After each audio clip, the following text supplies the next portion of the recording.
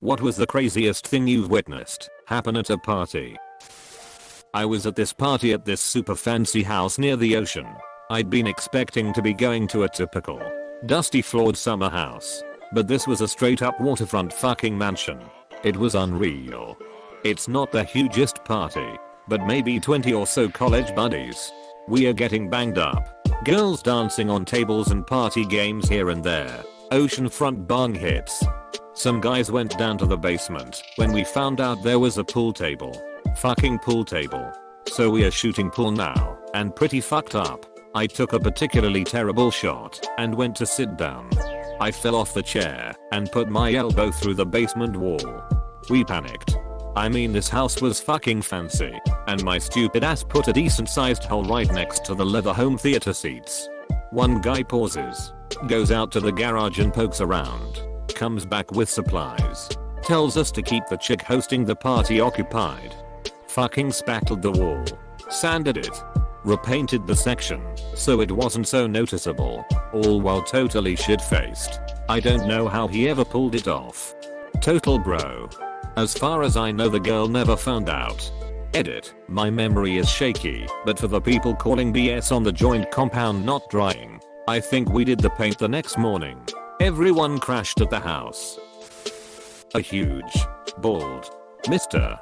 Clean looking guy walks in, lays down a few lines of coke on the kitchen counter, and proceeds to snort them off a giant Bowie knife that came out of seemingly nowhere. After a few lines, he turns and points the knife directly at me and says, "You want to go at this?" I said no, thanks, and he just continued snorting. We were all expecting an altercation when the host asked him to leave, but his response was, "Oh yes, of course, I understand." No one at the party knew who he was. Not me, but so went to a party in high school. A younger kid shows up, maybe a freshman, so 14 to 15 years old. He starts showing people he has a gun. Finally someone asks him, "Why do you have a gun?" And the kid says, "Oh, don't worry, it's not loaded." Then he puts the gun to his temple and pulls the trigger. Edit. Gun was indeed loaded. Edit 2. B/C many have asked, and I don't expect you all to wade through the comments. Yes, the kid died. Instantly. Disclaimer. Sorry about my English. Brazilian here. I went to a house party once. People were all around the place. Living room, dining room, bedroom. Just drinking and chatting. At some point, one guy started to hook up with a girl. They went to the bedroom to fuck. When they got there were two guys and one girl. They realized the couple was going to use the bedroom, so they started to leave. One of the guys, though, turned off the lights while leaving, but he realized the bedroom got really dark, so he closed the door and managed to stay inside, hidden. The couple started to make out on the bed, taking their clothes off, and my friend was watching, hidden, jerking off. At some point, your eyes get used to the dark, right? The girl was on all fours, while the guy was banging from behind. Then, all of a sudden, she screams, "Oh my god. There's someone here." My friend then started to apologize, putting his dick away, while turning on the lights. That's when the three of them saw it. Another ninja jerker managed to stay inside the bedroom, at the corner, masturbating. They both apologized and left the room. Edit. So, another stuff happened after that. In Brazil, we drink a lot of cachaça, the stuff we use for caipirinha. A guy and a girl were betting at the house party on which of them would handle more cachaça. Neat. No, I saw lemon. They bet their asshole. If he won, he would fuck her in the ass. If she won, she would fuck him with something in the ass. The guy was pretty confident, so he went for it. As expected, he won. So, since the bedroom was being used, they went to a bathroom. After a while, my friend Ninja was walking past the bathroom to get to the kitchen when he hears "Come do something." So, he called the other guys and opened the bathroom door abruptly. The girl was leaning over the sink, no pants, ass spread, and the guy was behind her, cock soft as shit.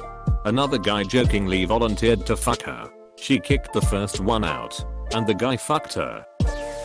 Some guy drank 3 beers really quickly. At a keg party, everyone is having a great time. 3 weird strange rednecks show up. One of them starts to do the knife game from the Aliens movie, going real fast. Stabs himself real fucking hard right in the finger. Everyone cringes. Dude's finger is pouring blood. Him and his buddies wrap his finger in a paper towel and leave. As we are all laughing and talking about the crazy shit, someone notices. They stole the fucking keg. The idiot with the knife was a diversion. The other 2 carried the keg out. Fucking rednecks. 2 girls doing a 69 on a living room floor as a crowd around them drunkenly cheered. Big college house party, and some of the neighbors called the police. Instead of barging in, they patrolled the street a bit, which hosts responded with by telling everyone at the party to shut up and turn off the lights. To my surprise, these loud college kids all stayed quiet, sitting on the floor, drinking in silence in the dark for at least half an hour. Some would go on their phones or start whispering to one another, but those around them would tell them to knock it off or shut off the light of their phone. We've had parties shut down before. I don't know what made this one special. My friend hosted a house party for her birthday.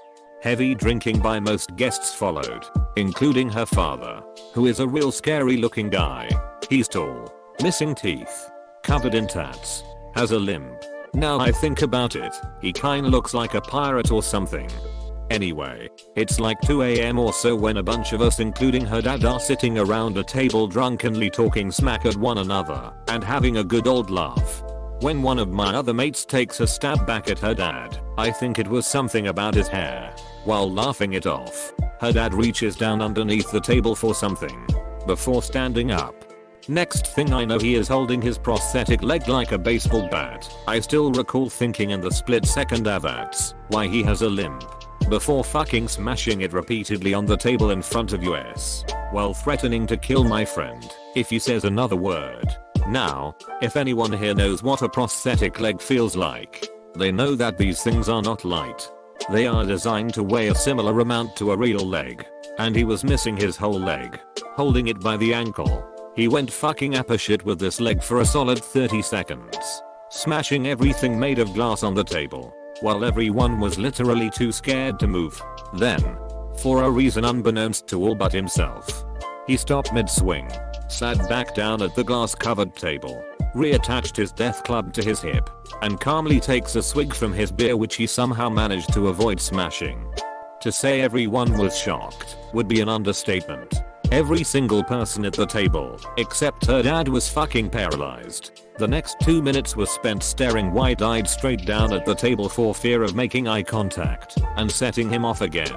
I actually remember grabbing another intact bottle of beer within reaching distance and instinctively sipping it, without knowing who owned it, in an effort to seem as calm as he was. A few minutes of awkward silence and many nervous sips of beer passed before he bid us a good night and left us, still sitting frozen at the table. Once we were sure he had gone, we all simultaneously and in complete silence stood up and left as fast as humanly possible. We still don't really talk about it. Someone scored 500 plus in a game of Scrabble. Saw a dude get face fucked with a strap on that was part of a girl's Halloween costume. In Ireland a few years back, I watched a drunk American dude create a path through the packed first floor party with the yo-yo. Watch this idiot war cry, then run and jump over the balcony towards the tree outside. After hitting the tree limb and falling into the bushes below, he returned to the party with a broken nose, orbital bone and a gash on his face which looked like a kicked burrito. He kept saying, "I'm okay man. I'm cool," all the while his exposed cheekbone and broken teeth said otherwise. Good times. The strangest party I've ever been to was at UVM in Burlington, VT. I was visiting a friend of mine, and she wanted me to go with her because she was a part of a performance piece that was happening at said party. We get there, it's pretty standard, until she tells me to go into the basement in 10 minutes and disappears. When I get downstairs, I see her with about 12 other girls topless and wearing nothing else but tights and lampshades on their heads. Their performance piece was some crazy feminist thing. Following this performance, a guy started beatboxing with a didgeridoo. Two old men with a boombox screamed slam poetry at a bunch of college kids. And I'm pretty sure Beck was there playing the bongos. I was at a party once where all of a sudden we hear this guy scream the lizards escaped. When we went to go investigate, there was a river of small green lizards pouring down the stairs and into the living room. My roommate got extremely wasted and was in some sort of demonic state of mind. He didn't use any words, just growling and yelling at us. He then acts as if he came to his senses, and before anyone could stop him, bolts straight off the balcony faster than I've ever seen anyone run, and lands right on top of a car that was parked below. We immediately run down to grab him as he's running down the street yelling. After 3 of us dragged him back into the apartment, we had to hold him down and eventually hog tie him in the bathroom until he finally passed out. Once it was all said and done, I look outside to see a police car driving by. So we closed the blinds, turned off the lights and quiet down. Luckily they only circled the parking lot a few times and drove away. It could have been a lot worse. The night sucked, but it's always a good laugh looking back at it all. And my friend's reaction in the morning when he was wondering why he was tied up was priceless. Was at a house party in high school with about 10 to 15 people, and we were all spending the night so nobody had to drive. There was this guy that was just being a complete dick, like super belligerent drunk. He was finally so trashed he was just stumbling / falling around the room and trying to break shit. One of my friends was the nicest girl in the world and kept trying to take care of him, getting him water, trying to get him to lay down and stop fighting, etc. Even as she's helping him to bed, he's being an asshole to her, sexually harassing her, etc. We were all kind of confused that her boyfriend wasn't doing anything. He was just sitting quietly watching this go on. The next morning we are all sitting in this girl's kitchen trying to remember how to cook bacon with massive hangovers, and drunk guy saunters in looking totally unapologetic. Girl's boyfriend calmly stands up, grabs the guy, and throws him into the wall so hard he dented the drywall. Sits back down, sips his coffee. When we asked him later why it took him like 14 hours to do anything, he said, and I quote, "Drunk people don't feel shit as clearly. I wanted him to remember the pain." Second day of college, I was at a house party of my roommate's friend when I noticed a sketchy looking guy walk in and immediately go upstairs, only bedrooms, and about 5 minutes later he comes down with a bag with a wire hanging out of it. I get the owner of the house and go upstairs, and she notices her roommate's laptop is gone. I grab the closest guy to me that would go and head out the door. Some guys smoking outside say they saw Sketchball walk around another building across the parking lot, so me and the guy run around the corner to see this guy walking away pretty casually. I call to him asking if he has a laptop, and he turns around yelling, "You don't want none of this, man," and reaching in his pocket. So we are at a bit of a standoff for maybe 10 seconds while we're yelling at each other, when out of nowhere the owner of the house runs by me and starts slapping the thief and screaming. Thief snacks her and starts running through the yard of the apartment complex, and I take chase while the other guy tends to the girl that's been smacked. Thief throws the bag thinking I'll stop, I guess, and runs around the side of the building to be met with another guy from the party who manages to trip him up. As the guy is scrambling to get up and away, I catch up to him and deliver a full sprint football kick-off type kick to his face.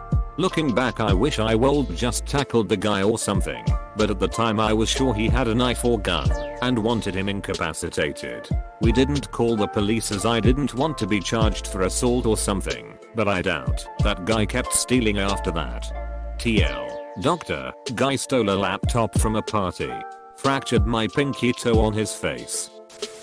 I had just gotten to the party after driving for 2 hours just to get there, and walked up to my recently ex-girlfriend and some mutual friends. Our friend turned to me and said we were talking about your male roommate and how he had slept with your ex. I practically went into shock. I instantly turned around, walked out and drove back home. That was the angriest, most tear-filled 2-hour drive of my life. Even worse, my roommate was a really good friend.